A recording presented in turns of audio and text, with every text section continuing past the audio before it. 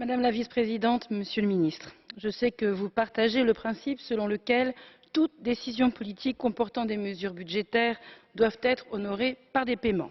Ceci peut paraître une évidence, mais ça ne l'est pas, puisque la prévision des factures impayées à la fin 2015 s'élève à 17,5 milliards d'euros. C'est en vertu de ce principe que le Parlement, en responsabilité, propose d'augmenter le volume des paiements 2016 de 2,9 milliards d'euros.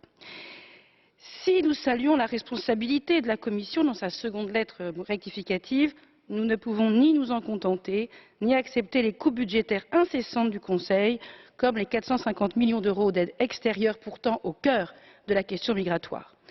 Mesdames, Messieurs, les paroles s'envolent et les budgets restent.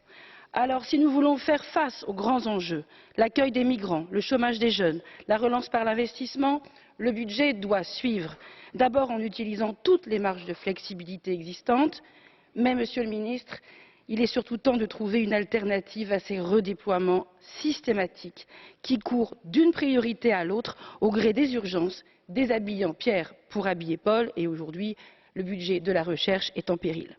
M. Juncker disait ce matin que les ressources budgétaires étaient limitées et qu'il fallait tenir compte de la situation exceptionnelle. Alors, chiche! La commission taxe du Parlement a montré que les multinationales, contrairement aux citoyens européens, contrairement aux PME européennes, échappent à l'impôt en jouant avec la concurrence fiscale entre États.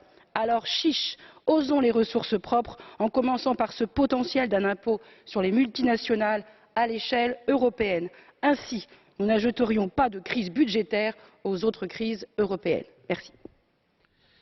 Onorevole Viegas. Este orçamento é o reflexo do atual momento desta União Europeia.